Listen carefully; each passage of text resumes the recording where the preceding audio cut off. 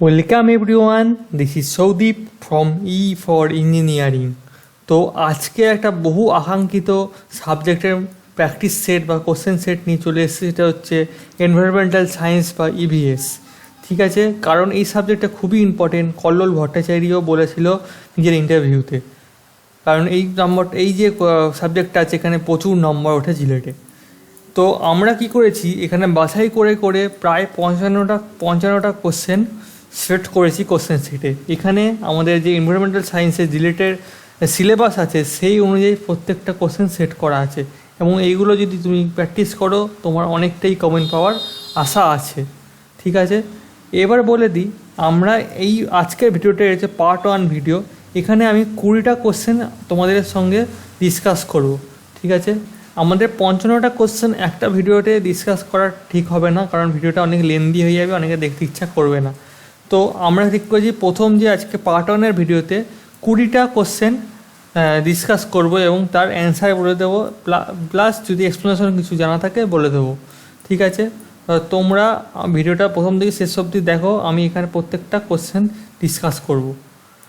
তো আগে ডিসকাস করার আগে বলে দিই, আমার যে চ্যানেলটা আছে ই ফর ইঞ্জিনিয়ারিং, এখানে কিন্তু দুদিন ধরে ভালো সাবস্ক্রাইবার আমার গেইন পাচ্ছি না, বা আমি কোনো ভিউ সেরকম ভালো পাচ্ছি না। তো সেটা আমার ঠিক ভালো লাগছে না। আমি আশা করছি যে তোমরা আমাকে হেল্প করবে, সাবস্ক্রাইবার বাড়াবে। আমার যদি 400 সাবস্ক্রাইবার তোমরা করতে পারো, আমি আরও দারুণ দারুণ জিনিস কিন্তু ফ্লাই হাই ইনস্টিটিউশন থেকে তোমাদের ফ্রিতে প্রোভাইড করবো। ঠিক আছে, তো প্লিজ আমার একটু পাশে দাঁড়াও, একটু হেল্প করো। তো ঠিক আছে, তো আমি ভিডিওটা শুরু করছি। ভিডিওটা প্রথম থেকে শেষ অবধি মনোযোগ দিয়ে দেখো, খুবই important video. First question, noise level of industrial zone, commercial zone and residential zone and silence zone in DBA at a daytime is option A 75, 65, 55 and 50 respectively, option B 75, 55, 65 and 40 respectively, option C 75, 65, 55 and 20 respectively, option D 75, 65, 30 and 10 respectively. The right answer is option A. ঠিক আছে, option A 75, 65, 55 and 50 respectively. Next, noise level in industrial zone, commercial zone and residential zone and silence zone in dB at night is, the right answer একই option আছে এখানে, right answer is option B 70, 55, 45 and 40 respectively. Night টাইমে silence জোনে 40 থাকে আর day টাইমে 50 থাকে, এটাই মনে রাখলে তোমাদের হয়ে যাবে। Next, the most harmful constituent of photochemical smoke is CO2, O3, SO2 or NO2. Right answer is NO2. ঠিক আছে, খুব easy. Next, activated sludge process of sewage treatment is a dash treatment process, secondary, primary, tertiary, none. Right answer is secondary. ঠিক আছে, তাহলে activated স্লাশটা হচ্ছে secondary process, এটা মনে রাখবে। এই প্রসেসগুলো কিন্তু খুব কোশ্চেন আসে, দেখবে দু তিনটে কোশ্চেন তোমার রিলেটে আসবেই আসবে এখান থেকে, একদম শিওর। দ্য প্রাইমারি পলিউটেন্ট আর option A CO, smoke, ash, carbon particles. CO মানে তোমরা জানো এখানে হচ্ছে, এটা হচ্ছে কার্বন মনোঅক্সাইড। অপশান বি হচ্ছে O3, H2SO4, PAN, NO2, SO3। ঠিক আছে, বলে দিই O3 হচ্ছে ওজোন গ্যাস। ঠিক আছে, এবং প্যানটা পরে আমি এক্সপ্লেন করছি, পরে একটা কোশ্চেন আছে। অপশান বি হচ্ছে, option C sorry, CO, smoke, NO2, SO3। Option D হচ্ছে কার্বন পার্টিকেলস, H2SO4 আর প্যান। তো রাইট অ্যান্সার হচ্ছে অপশান এ। ঠিক আছে, CO, smoke, ash, carbon particles, কারণ এগুলো প্রাইমারি পলিউটেন্টস। এইগুলো হচ্ছে ডাইরেক্ট যে আমরা যেগুলো ইউজ করি জিনিসপত্র, সেখান থেকে ডাইরেক্ট এইগুলো কিন্তু নির্গত হয়। দেখো তুমি, সব কিছু ডাইরেক্ট নির্গত হয়, কোনো কমপ্লেক্স বা কম্পাউন্ড হিসেবে কিন্তু এখানে নেই। তারপরের কোশ্চেনটা দেখলে তোমরা বুঝতে পারবে। The secondary pollutant are CO, smoke, ash, carbon particles. Option B হচ্ছে ozone, H2SO4, PAN, NO2, SO3। এখানে বুঝতেই পারছো রাইট অ্যান্সার হচ্ছে অপশান বি। ঠিক আছে, অপশান বি হচ্ছে রাইট অ্যান্সার, বুঝতেই পারছো। কারণ দেখো এখানে সবকটা যে পার্টিকেলগুলো আছে সবকটা কিন্তু একটা কমপ্লেক্স বা কম্পাউন্ড হিসেবে আছে, তো এইগুলো এরা secondary pollutant. Next, which of the following responsible for the ওজন depression, সিএফসিস, হাইড্রোক্লোরোকার্বনস, methyl bromide R all are correct. বুঝতেই পারছো এই তিনটেই কিন্তু আমাদের ওজোন গ্যাস ডিপ্রেশনের জন্য দায়ী, তো অল আর কারেক্ট। নেক্সট হচ্ছে ozone hole is first observed in north pole, south pole, equator, পেনিনসুয়েলা।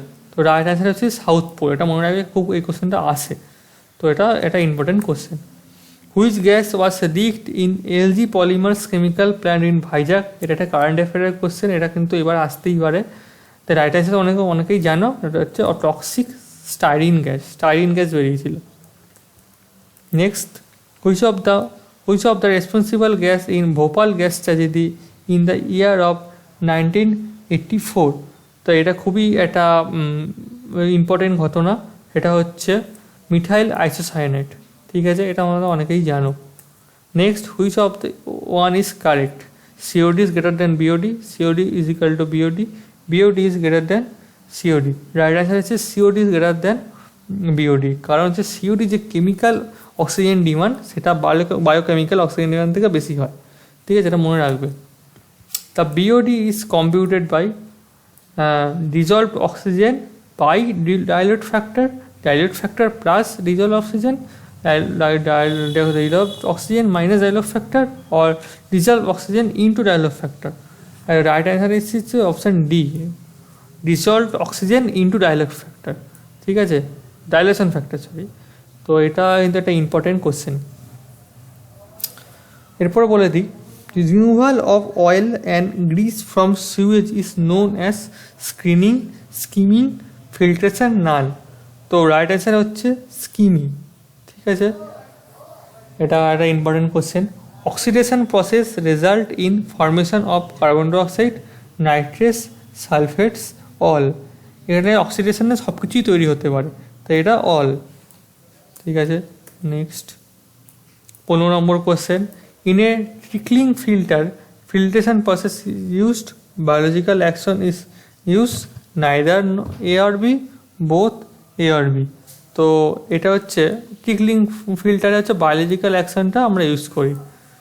Next, the pH value of sewage is determined with the help of Imhoff cone, turbidimeter, potentiometer, নান। তো এটা pH value যেটা বার করা হয় সেটা হচ্ছে potentiometer সাহায্যে বার করা হয়। পিএইচ ভ্যালুটা তোমরা জানো যে পিএইচ ভ্যালুর মাধ্যমে আমরা জানতে পারি যে জলটা আছে, ওয়াটারটা আছে বা কোনোটা লিকুইড আছে সেটা অ্যাসিডিক নাকি বেসিক। ঠিক আছে, আর সাতের বেশি হলে সেটা বেসিক হয়, সাতের কম হয়ে গেলে এটা অ্যাসিডিক হয়। এটা জানিয়ে রাখলাম তোমাদের। In ট্রিকলিং filter BOD is reduce to 30%, 40, 60 to 80, 40 to 60, 80 to 90। Option B হচ্ছে কারেন্ট অ্যাকশন, 60 to 80%। ঠিক আছে, next, in sedimentation of tank, length L, breadth B, depth B, the setting velocity of a particle for a discharge Q যদি discharge হয় তাহলে ভেলোসিটিটা কত হবে? খুবই easy, option D মনে হচ্ছে অ্যান্সার হবে। হ্যাঁ, option D answer, Q/B × L। ঠিক আছে, তো কারণ বুঝতেই পারছো যে ডিসচার্জ ভেলোসিটি সেটা equal to B × L × velocity সবই হবে। তো এটা তো খুবই সহজ অ্যান্সার একটা। অ্যারোবিক ব্যাকটেরিয়া যেটা আছে সেটা কি?